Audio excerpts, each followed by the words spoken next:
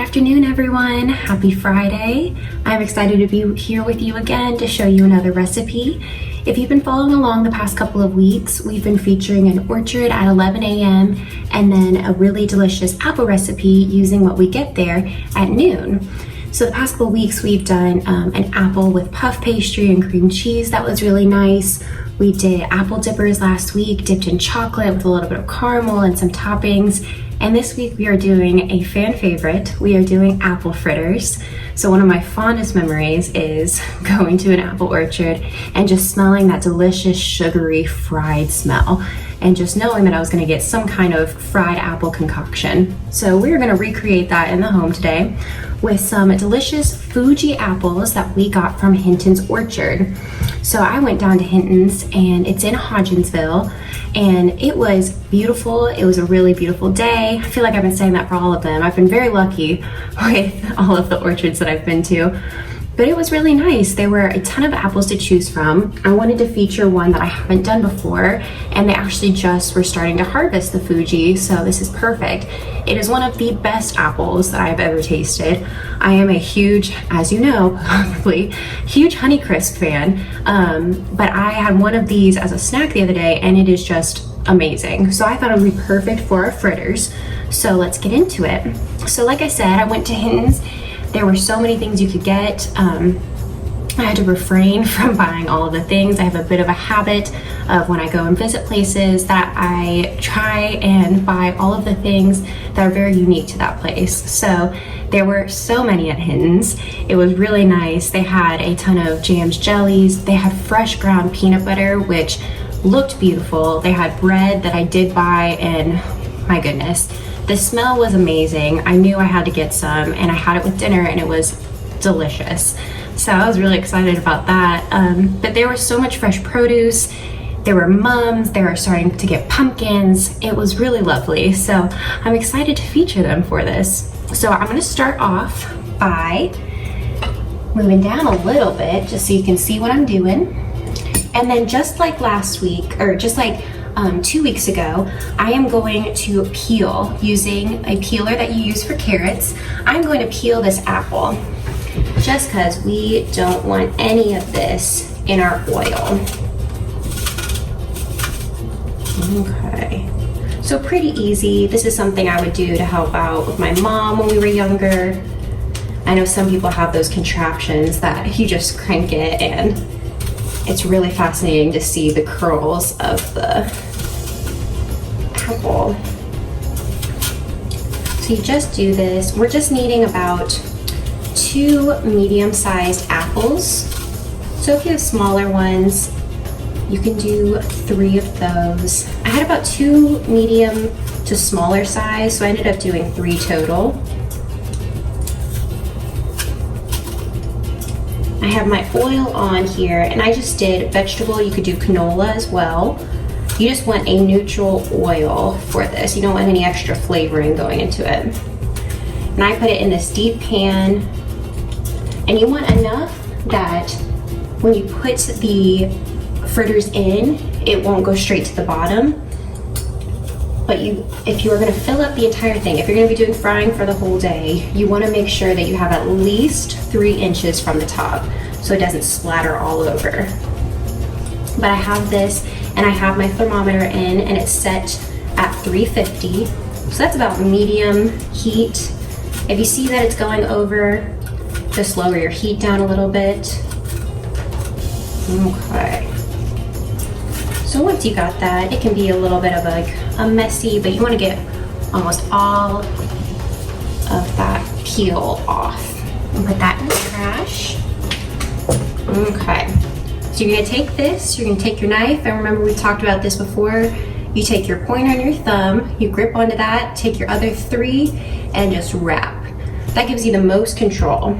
So you're gonna lay your apple down, use your wildcat claw, and you are going to just give yourself a nice slice through so that you get a flat surface to use. Now if you get any seeds, that's okay.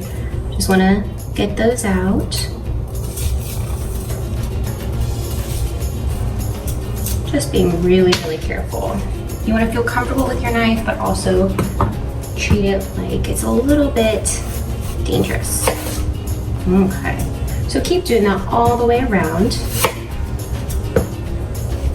And then you can compost or just toss that in the trash. And we're looking for a small dice here. So I'm gonna do some slices.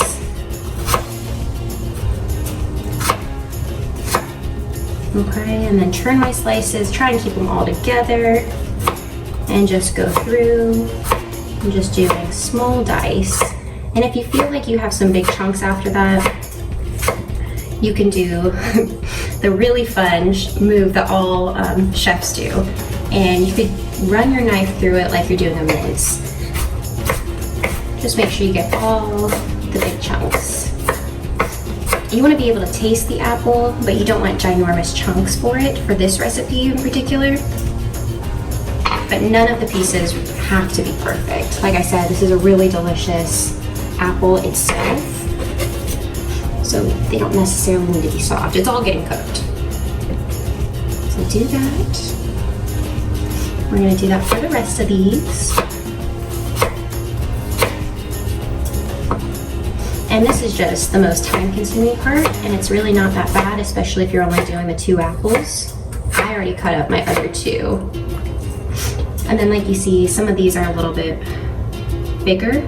So I'm just gonna run my knife through again, just to get some smaller pieces. Like I said, none of this has to be perfect. It's my favorite thing to say with a recipe. I feel like so many things have to be exact, and none of the recipes that I'm sharing really have to be, which is my favorite. It's really nice for kids. Really nice for anyone. Okay, so that was the size. Those are pretty good slices. Use the back of my knife so I don't dull my blade. And then the last piece.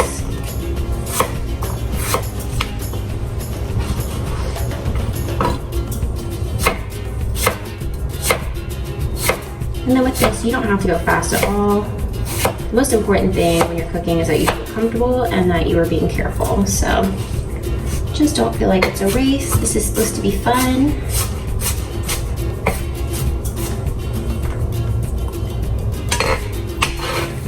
Okay. So I've got 2 bowls here. Let me take this out of the way. So we are going to be keeping our wet and our dry ingredients separate. So I've got 2 cups of Weisenberger mill flour here. That's a local grain mill, and I love the flours, and their baking mixes are really, really nice. I have a pinch of salt in here. I have about 2 tablespoons of sugar and about 1.5 teaspoons of cinnamon. I'm gonna put that in there. And then I have about 4.5 teaspoons of baking powder that we're gonna put in this. And we're just gonna give this a little mix. The smell of the cinnamon is so good already. And you can judge this up however you want, if you want to add different spices. I know that I have done previously at the Food Connection that we did beignets before, and we did like Chinese 5-spice in them, and it was amazing. So really you can add whatever seasonings you would like in it. So that's our dry, and that's done for right now. And then in this, for the wet, we're gonna take 1 egg, crack that, throw that away, and make sure to wash your hands.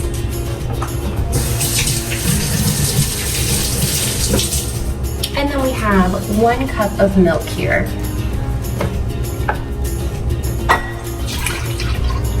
That in, and then we're just gonna do a quick whisk on that.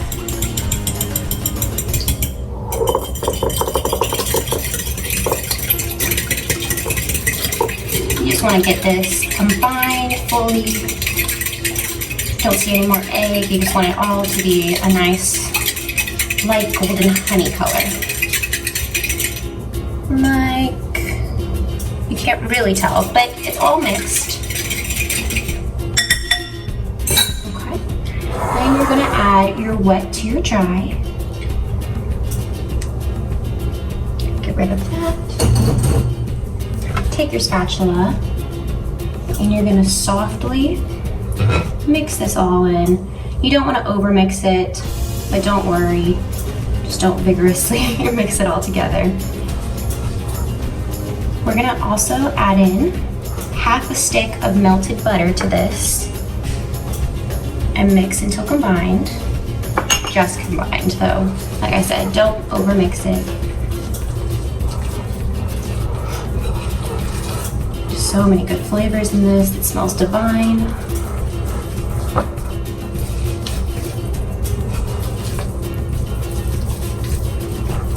Okay.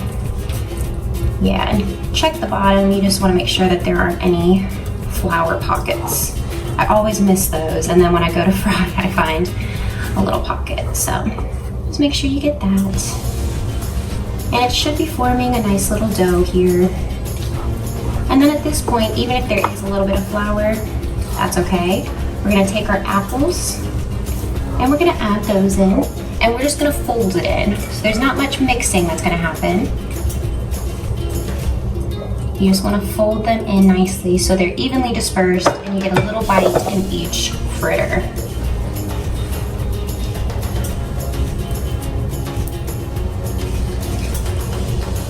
Oh, it smells so fresh. Smells so delicious.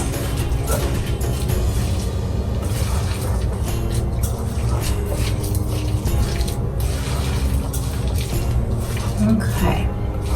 Keep folding. It's gonna look stuffed with apples. That's okay. That's a good sign. Okay. So, my best recommendation for frying these now is gonna be, you're gonna want a little portion scoop. So I have this that I typically use for sides. This is very large. For about a tablespoon of this fritter, it's gonna puff out and it's gonna be about 2 inches. So you don't wanna go bigger, you wanna go smaller. So I have a cookie sheet here lined with some paper towels. And that's gonna be really nice to soak up any extra oil. I also have my spider here that has apple on it already. And that is going to help us get it out of the oil. So I'm gonna keep that here. I'm gonna take my batter. I'm gonna take a scoop. And you don't wanna overcrowd your oil before it gets a little bit loud in here. I'm gonna check it. It's right at 350, that's perfect. And the minute that you add something to your oil, it's going to drop the temperature down. So just start off with, let's just say 2 or 3, and just see how it goes, no matter how big of a pot that you have. The thing about frying is if the oil is too hot, it'll cook the outside, but it won't cook the inside. And if it's too low, you'll just have raw. So it'll take forever to fry if you do it that way. If you were to have these at 350 and they were to be super beautiful, but they're raw in the middle, you can always pop them in the oven. And then they'll stay crisp, they'll stay warm, and they'll cook fully in the center. You shouldn't have any problem with this, but like I said, just keep an eye on your temperature.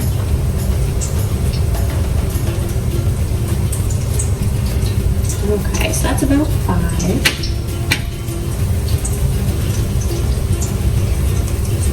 And they're looking so good so far. So I'm just gonna keep frying this up.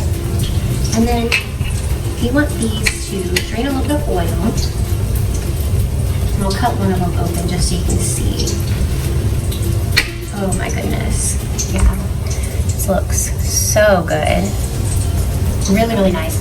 You can smell the cinnamon in that. So if you want to, I have some cinnamon sugar here. Mix it up a little bit. Cinnamon and brown sugar, my bad. Mix it. We can roll this around. We'll do a little sprinkle.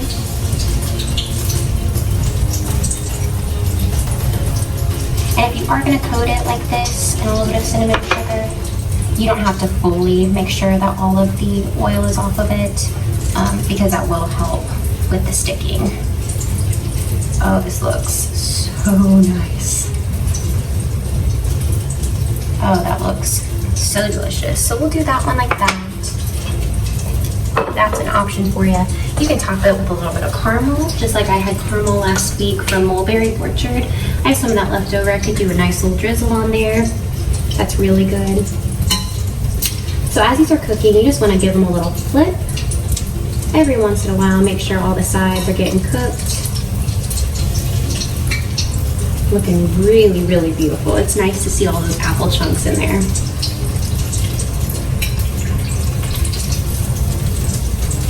Okay.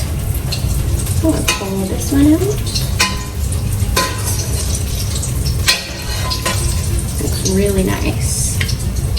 And then just change out your paper towels as much as you need. If you're frying a lot, just keep a roll next to you. It really helps. Because if those get too soggy, then it won't absorb any of the oil. Okay, looks like these are good. Okay, let those hang out a little bit. I'll put some of these on a plate just to show you how beautiful they are. So if you didn't want to do cinnamon sugar, if you didn't want to do any caramel, I just have some plain powdered sugar here. I'm just going to give them a nice little dusting. And that just looks amazing. Look at that. They look so delicious. So I'm going to fry through these. I'm going to have a bite of them, maybe a few of them. And I hope you guys enjoy this. I hope you make it and enjoy all of the fall festivities. The weather is getting cooler. I'm so excited. I hope you make it out to one of the orchards. And if you want to try a really delicious Fuji apple and make these, go and try Hinton's orchard. Enjoy.